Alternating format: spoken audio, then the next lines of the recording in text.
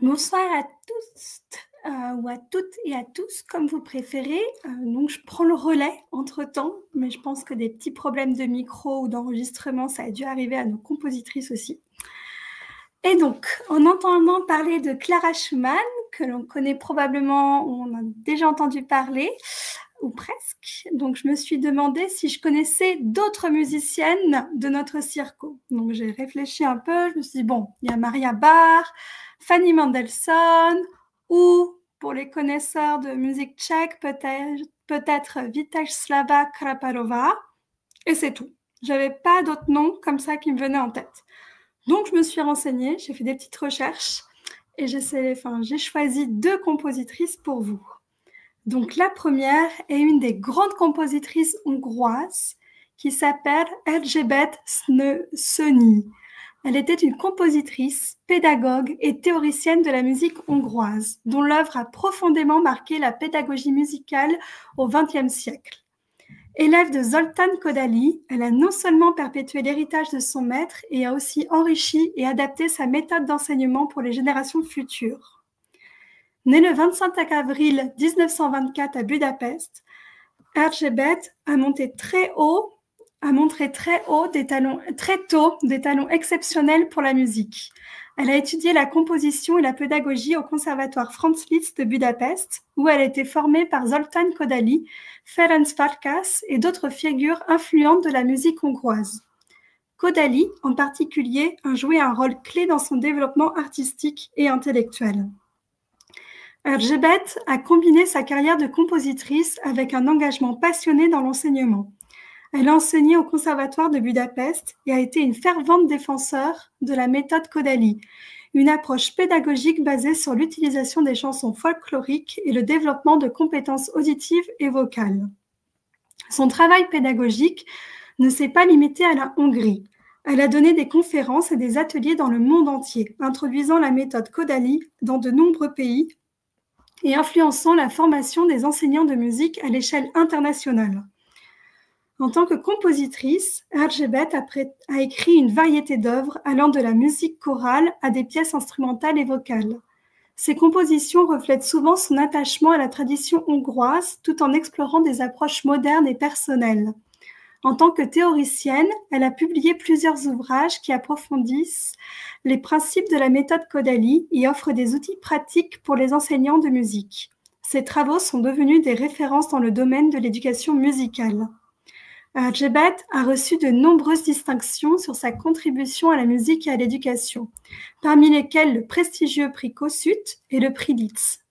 Elle a également été reconnue comme membre honoraire de plusieurs associations internationales dédiées à l'éducation populaire. Maintenant, nous allons écouter un court extrait de son quintet pour harpe. Mathie, c'est le moment.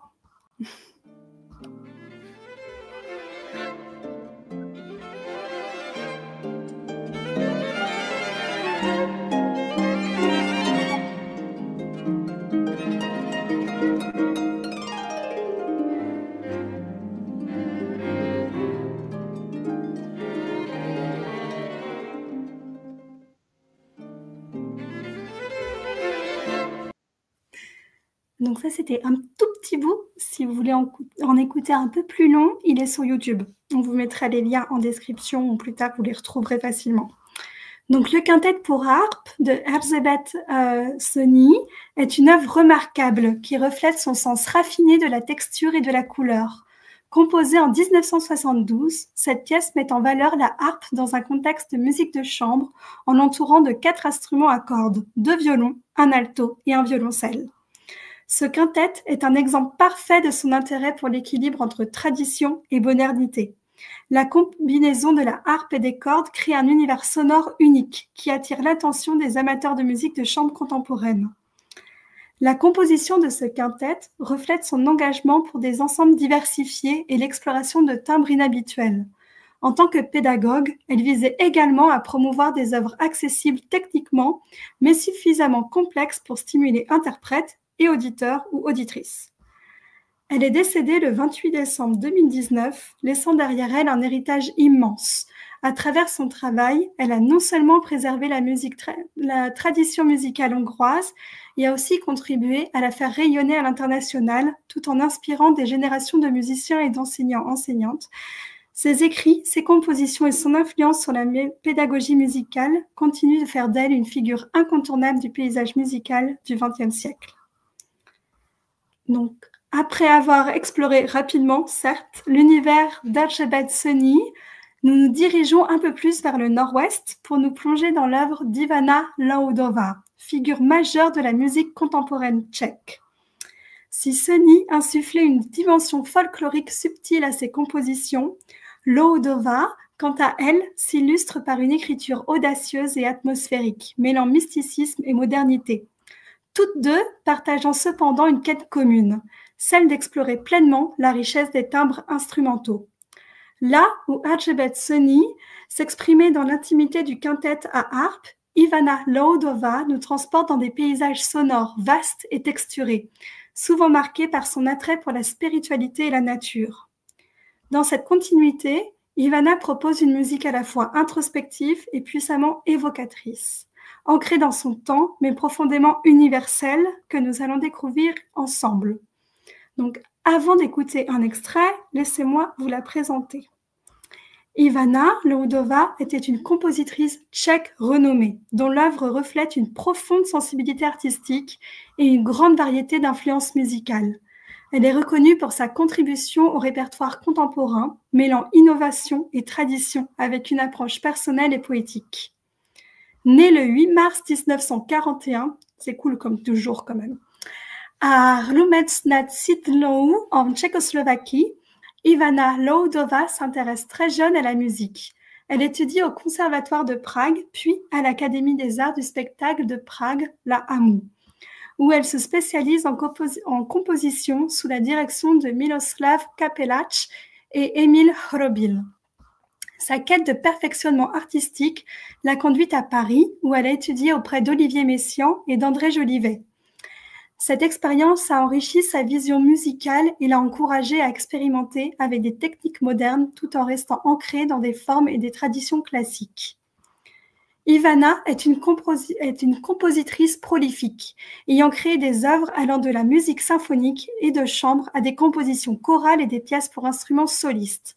Sa musique se distingue par son utilisation expressive de la couleur sonore, ses textures complexes et sa recherche d'une profondeur émotionnelle. Parmi ses œuvres les plus marquantes figurent l'hommage à Jean-Sébastien Bach, une pièce pour orgue qui illustre son respect pour les maîtres classiques tout en intégrant des éléments contemporains, sa Symphony of Five Movements, une œuvre orchestrale qui met en lumière son talent pour la forme symphonique, ou Autumn Symphony, qui révèle une écriture riche en atmosphère et en nuances poétiques. En plus de son travail de composition, Laudová s'est impliquée dans la pédagogie musicale. Elle a enseigné à l'Académie des arts du spectacle de Prague, où elle a formé plusieurs générations de jeunes compositeurs. Le style d'Ivana est caractérisé par une approche ouverte, combinant des éléments de musique contemporaine, comme la polyphonie et les textures expérimentales, avec une sensibilité mélodique et un sens aigu de la dramaturgie musicale. Elle a également été influencée par les traditions tchèques et européennes, ainsi que par sa fascination pour les phénomènes naturels et spirituels.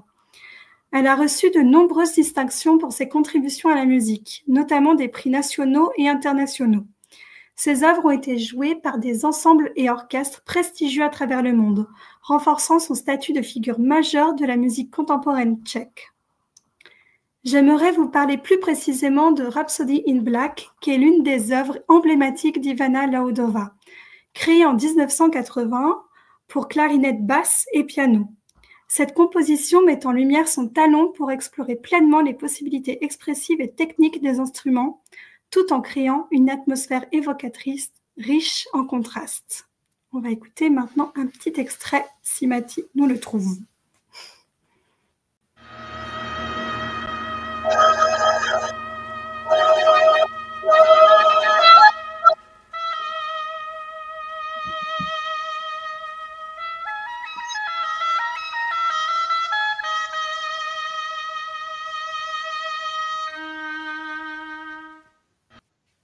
Merci Mathie. Donc Rhapsody in Black s'inscrit dans une période où Ivana explore les sonorités modernes et les dynamiques inhabituelles. Elle y conjugue l'approche contemporaine qui joue sur des textures et des couleurs sonores avec une narration musicale intense et parfois dramatique. Le titre évoque une atmosphère sombre, introspective, tout en laissant place à des éclats d'énergie et d'expressivité. L'œuvre, bien que concise, se déploie comme une fresque musicale où les dialogues entre la clarinette basse et le piano sont centraux. Les deux instruments se complètent et s'opposent dans une écriture souvent virtuose.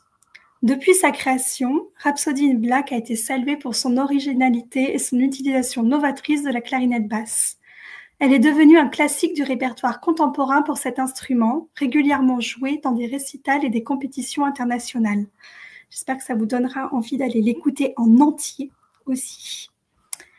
Ivana Laudova est décédée le 25 juillet 2017, laissant une œuvre artistique impressionnante. Son œuvre continue d'inspirer et de captiver grâce à son exploration du son, de l'émotion et de la forme. Elle reste une figure essentielle de la musique classique moderne, saluée par sa créativité et son influence durable. Donc j'espère que vous avez aimé découvrir ces deux compositrices et que ça vous donnera envie d'aller un peu plus les écouter ici et là, ou peut-être avoir la chance d'écouter leurs morceaux joués dans des concerts, probablement possible du côté de la République tchèque ou en Hongrie.